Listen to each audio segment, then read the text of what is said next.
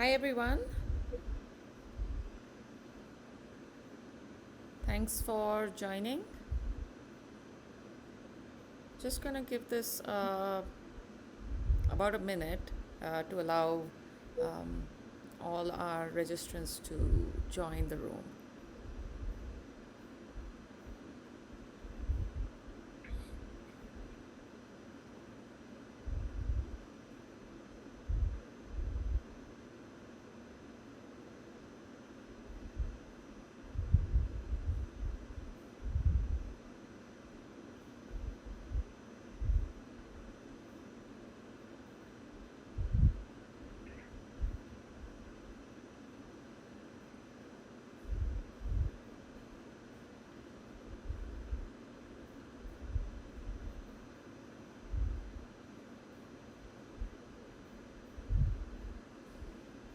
Okay.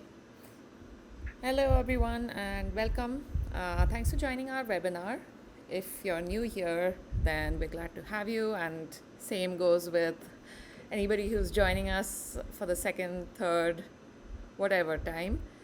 Welcome to our monthly webinar. My name is Tina and I'm the marketing manager for 79 Consulting. I do the usual marketing stuff such as increasing brand awareness, promotional campaigns, lead gen, etc. Today's webinar is going to cover how to integrate NetSuite with 3PL. We'll also be going over some of the fundamentals of 3PLs if you're actually considering employing one. I hope this gives you some insights if you use 3PL for your business.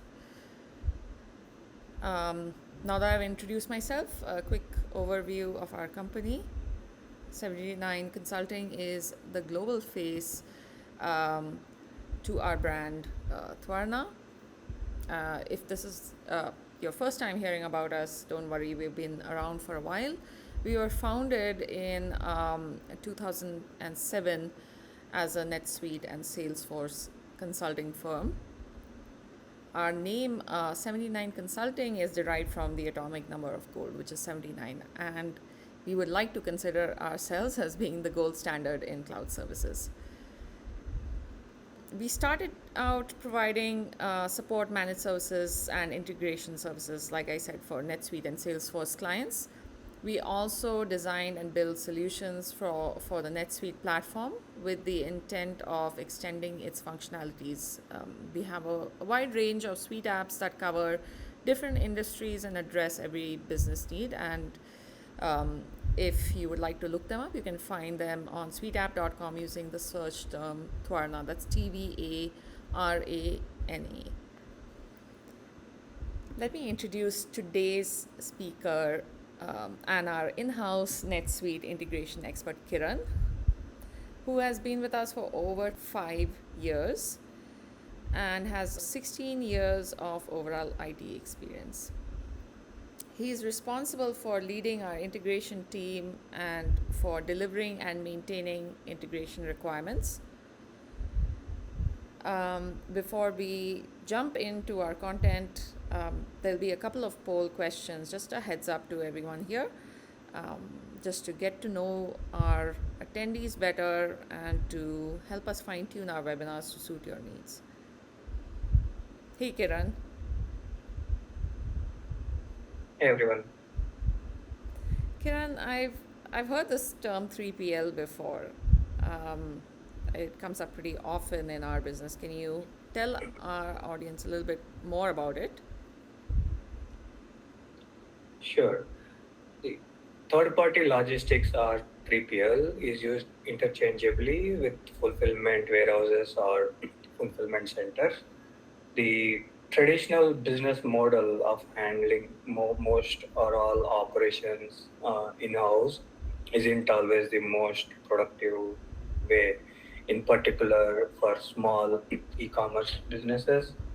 So 3PLs allow companies to outsource one of the most important aspects of their business, which includes fulfilling the orders. It helps them in expanding their operations while staying cost effective. So basically, this enables them to focus their efforts more on the marketing and growth and customer satisfaction. So basically, 3PLs or third-party logistic providers manages inbound and outbound transportations for their clients as well as warehousing. Right? Most 3PL companies own or lease a warehouse space which they provide to their clients. They generally don't own their own fleet of trucks but contract with other carriers for freight and shipping. So 3PL refers to the fact that you're outsourcing your order fulfillment. You don't own the warehouse, instead, you rent shelf space for your products in a large warehouse that stores products for multiple companies. Warehouse employees receive your products and place them into inventory. They pick items from shelves to fill orders and they pack them securely for shipping. And the, the, pre, the 3PL works with various carriers to deliver orders to your clients. The third-party logistic warehouses are designed to maximize speed and efficiency. As your business grows, they can handle the extra volume and you can spend your capacity without hiring additional staff. Great. Thanks for that introduction. What would be the advantages of having a 3PL, Kiran? So, 3PL provides benefits on several different fronts. The first being saving time and money. So, outsourcing to 3PL can tremendously reduce the need to invest on the warehouse space, on the technology that is required uh, for the shipping, the transportation costs. We don't have to lease or own trucks. The manpower required to process all these. And the next one is the global expansion. Now we will have the ability uh, to gain access to the 3PL's distribution centers across the globe. Uh, Thus, it gives us ability to sell our products in global markets and new markets. And networking, right? So 3PLs have their own resource network. So this gives us ability for a company to expand quickly, efficiently, cost effective, and then and helps to provide a timely service. And scalability. Right? The growth of the supply chain function should be in line with the growth of your company. So 3PLs help you reach your supply chain growth in line with your company's growth. They can help in scaling up or down. They can help in the space requirements, the staff requirements, and the transportation requirements.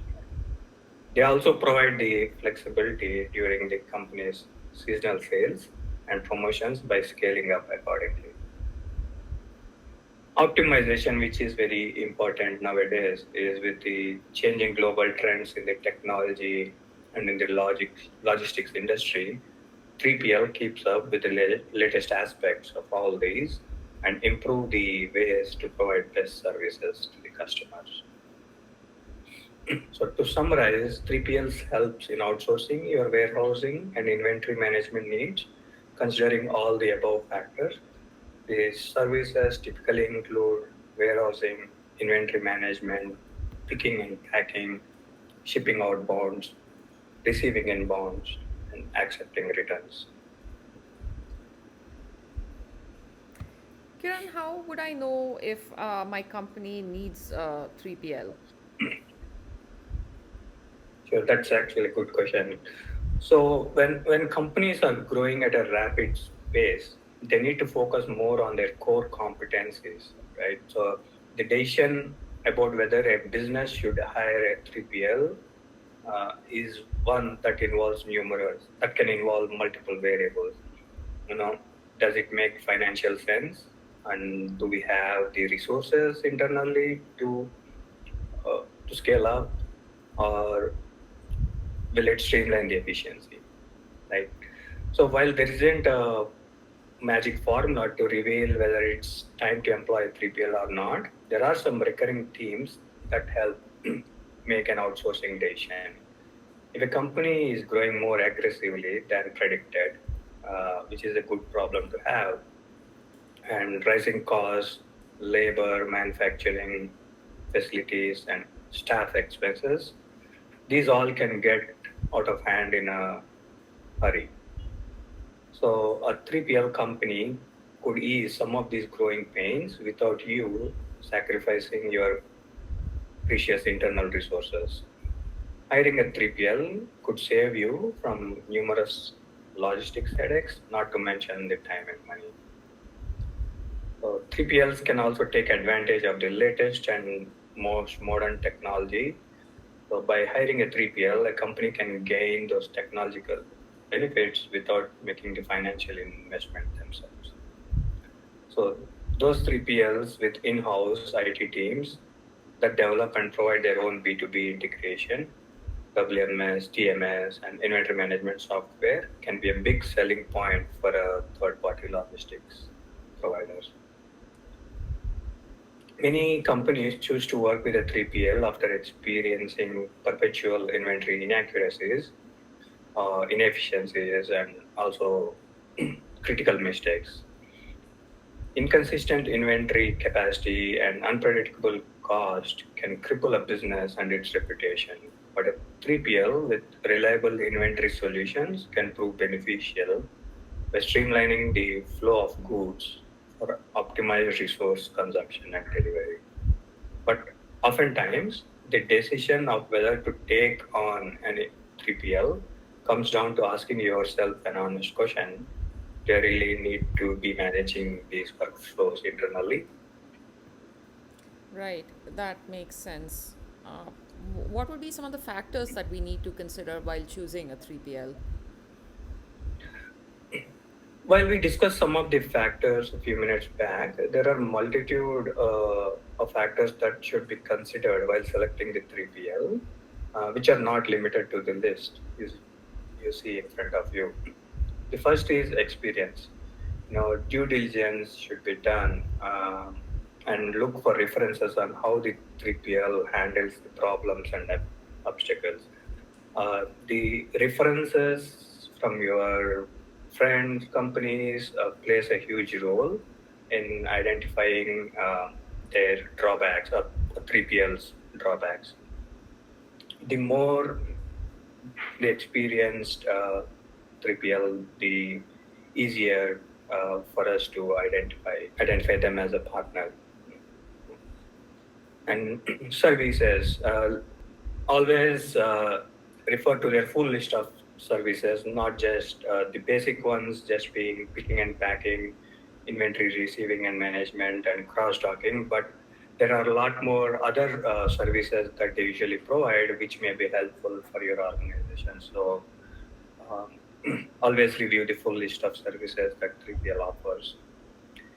Safety, right? It's a very key factor that we need to consider.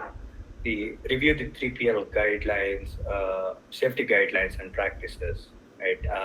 This also might require an in-person visit to one of their warehouses. Other key factor is location.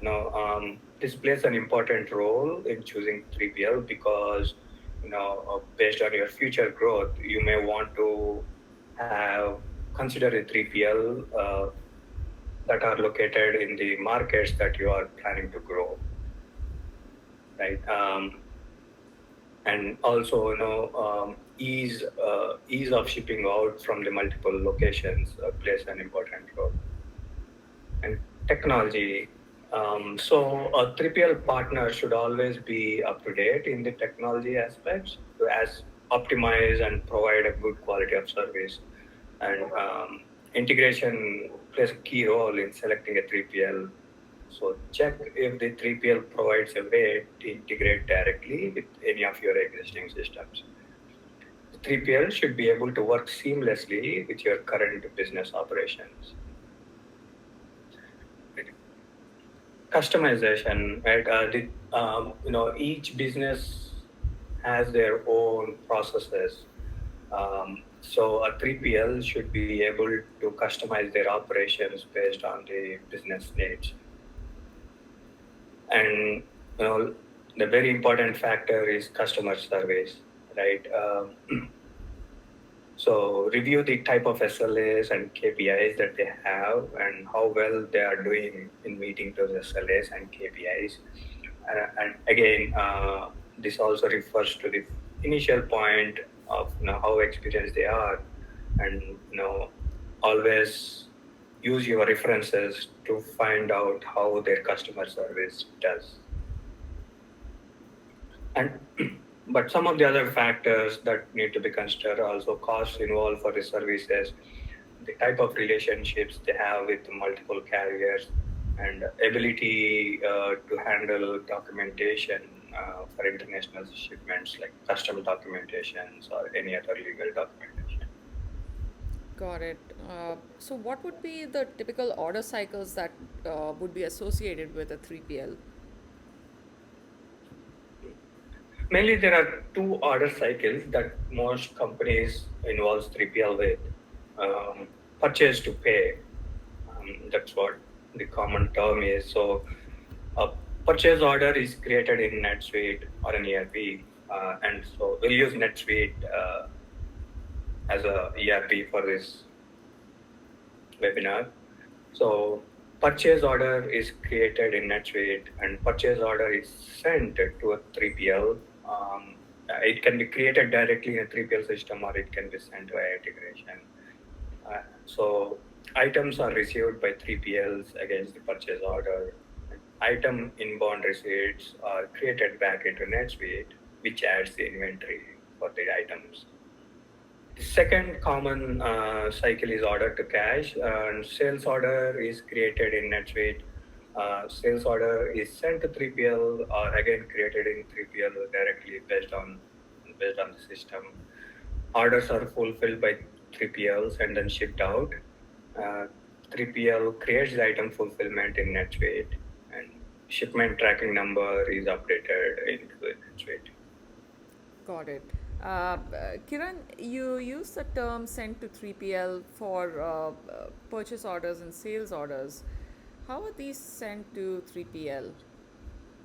That's correct. Purchase orders and sales orders can be sent to 3PL via integrations. So the integrations can be sometimes a direct integration that 3PL provides, uh, or a manual creations. So NetSuite can integrate with 3PL on multiple aspects: the purchase orders and purchase order receipts, transfer orders and transfer order receipts, or fulfillments, sales orders and sales order fulfillments, returns and receiving those returns, stock updates and stock adjustments. Okay. What would be some of the benefits of 3PL integrations? So integration provides a lot of benefits for the company's growth, right? It helps automate all the aspects of 3PL data with accurately processing thousands of orders.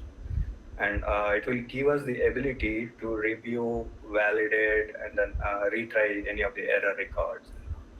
And there is a minimal or a zero manual intervention that that is required if we integrate directly.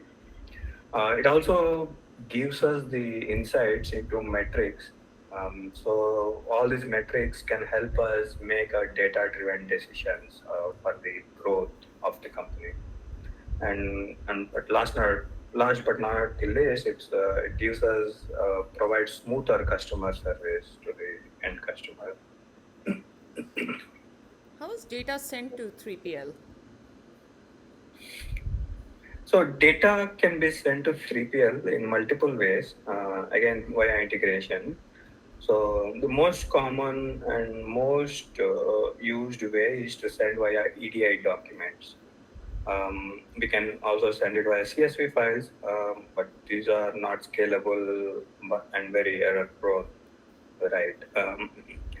With the changing technology stack, 3PLs also started providing the RESTful services to integrate the data. Um, some of the 3PLs also integrates directly with the NetSuite and or the ERPs. Got it.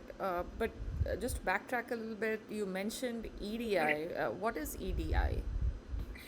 So EDI by definition means electronic data interchange. So this topic calls for its own webinar, but in essence, EDI is the most proven and seamless way to integrate the 3PL data. Now, the core EDI transaction types that we use in an order cycles on a daily basis are 856, 943, 944, 940, 945, 850, 810. Can you give us a high level summary of these individual EDI types? Sure, Tina. As I mentioned earlier, there are a lot more EDI transaction types, but the ones that we are referring to now are only related to 3PL integration. The 856 ship notice manifest is triggered by the supplier. It notifies the customer that the shipment is on its way and allow both parties to track its progress. So customer here is either a brand or a company. And 943. So the 943 is a warehouse stock transfer shipment advice. It's an EDI document that brand manufacturers and distributors use to notify 3PLs that products are being sent to their location. Typically, it includes detailed information about the items that are being sent. Um, this is also a purchase order in the NetSuite world. So the next is 944. It's a warehouse stock transfer receipt advice. This is used by 3PL or it's generated by 3PL to advise the companies or brand manufacturers that the products have been received against a purchase order at the warehouse. And 940, a sales order in NetSuite relates to a 940 to in the 3PL world. So 940 warehouse shipping order is the EDI transaction sent by companies to 3PL to request a shipment of goods from the specified warehouse location to a buyer's location. And 3PL updates the shipment and tracking info back into the NetSuite system via 945, which is the warehouse shipping advice. It contains the tracking info and weight of the shipment, all those details that are updated back into NetSuite. 850, it's typically a purchase order. It's sent from a buyer to a seller, serving as a formal order for goods or services. And the response for 850 is an 810 that a seller sends back against a purchase order, serving as a request for payment once the goods have been shipped or services have been provided by them.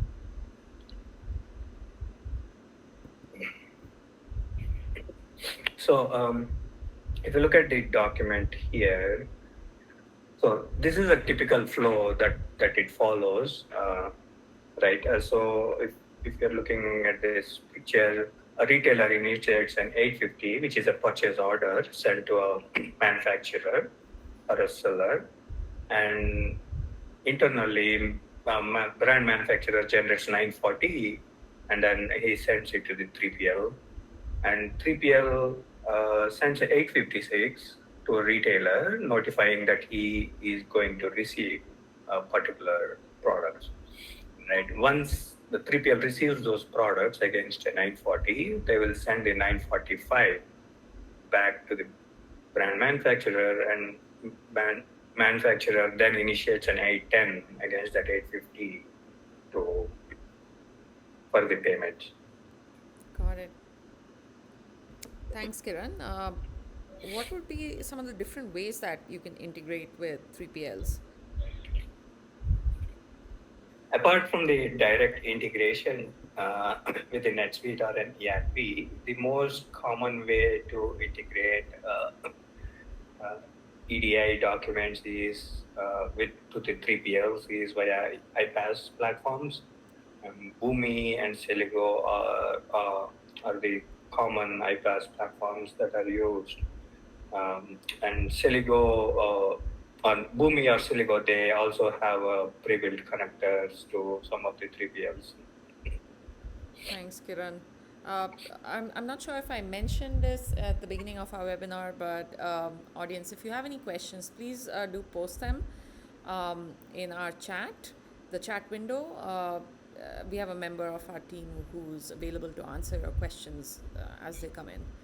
Um, so, integration platforms as a service seem to be a popular choice in this kind of industry. Can you throw some more light on these? That's correct. There are several reasons why iPaaS platforms are a favorite choice these days. So some of them are now the integration platforms have a pre-built connectors, making it easier to create and manage complex integrations relatively easy.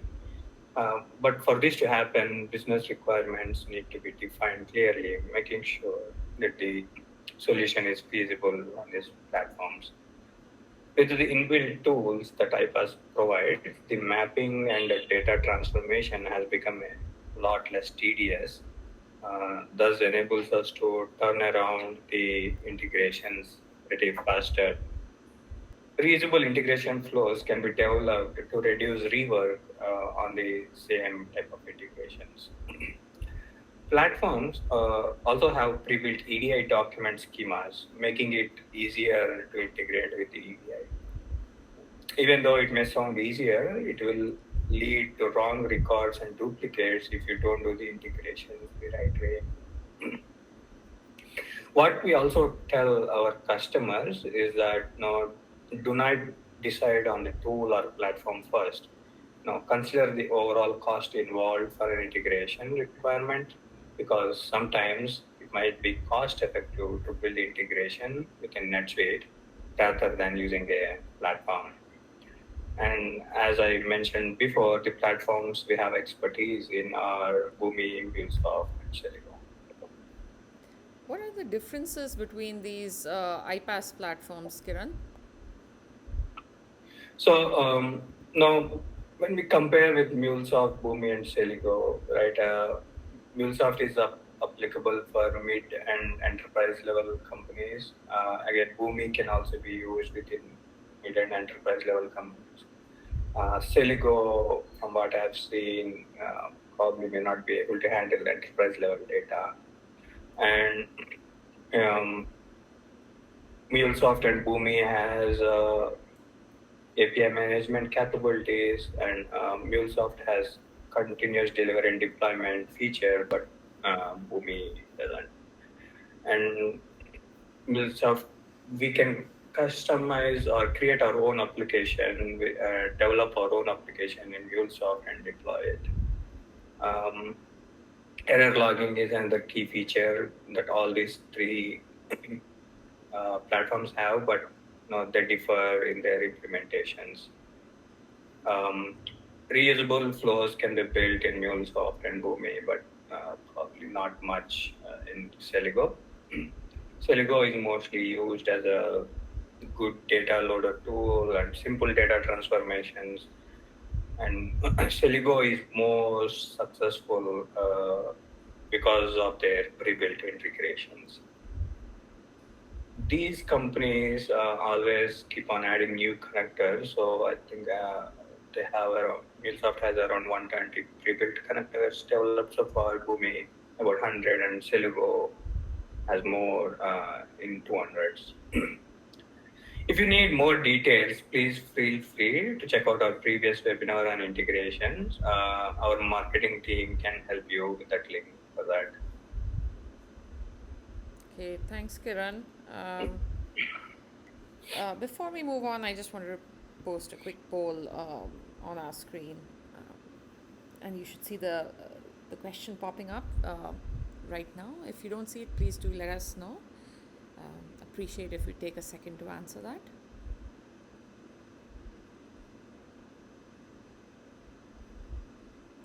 Okay, Kiran, how would I know if an integration is not working on these platforms? So, integration platforms come with error handling mechanisms. We can set these up to receive alerts upon integration failure. So, integration platforms also provide a dashboard for viewing all the success and failures. If need be, custom error handling can also be put in place using custom scripting. Okay. Are there any best practices for these integrations that our audience need to know about? Yes, there are, Tina. Almost all the best practices that apply for any data migration applies to NetSuite integrations also.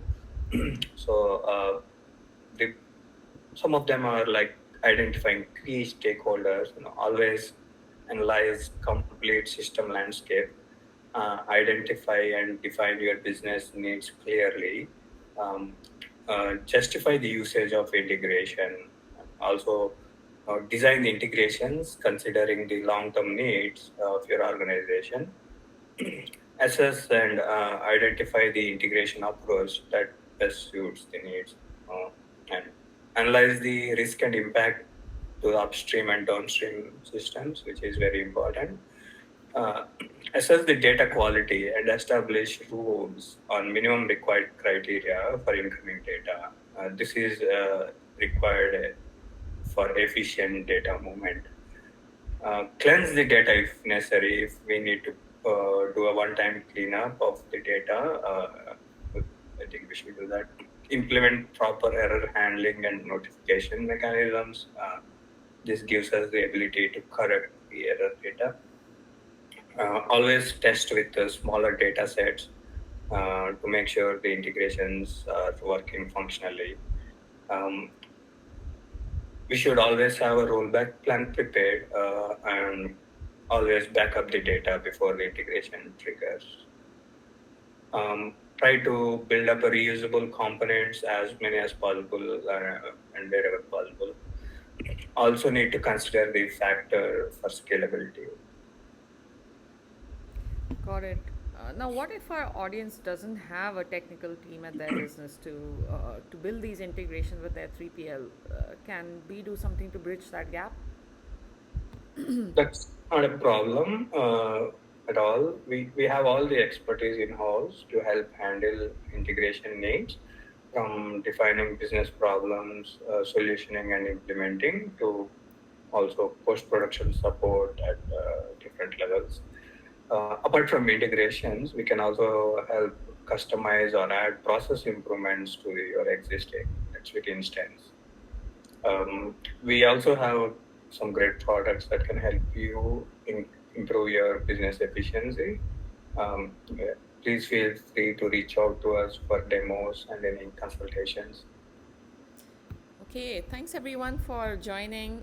If you have any questions, we're still around, so please, this is probably your last chance to post them. I hope we clarified any queries that you have around integrations with your 3PLs.